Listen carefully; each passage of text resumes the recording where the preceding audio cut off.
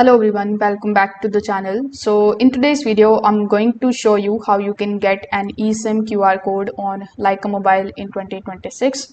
So first of all, you need to make sure that your phone is eSIM compatible and that you have access to your Lycamobile account and registered email address. Now, once you have all of these things ready, you just have to simply come here on Lycamobile's official website, and you can also follow the same steps inside your Lycamobile application. You just have to simply click on your profile icon, then click on the option of My Lycamobile, then provide your number, and then you need to simply log in into your account.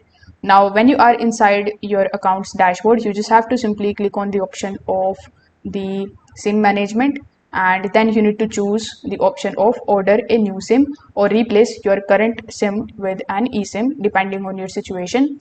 Now, Lycamobile may ask you to verify your identity using a one-time passcode which will be sent on your email address and your phone number.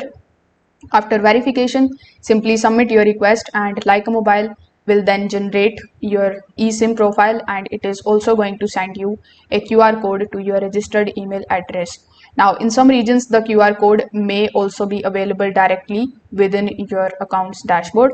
Now, let's just understand why this QR code is important and what it actually is.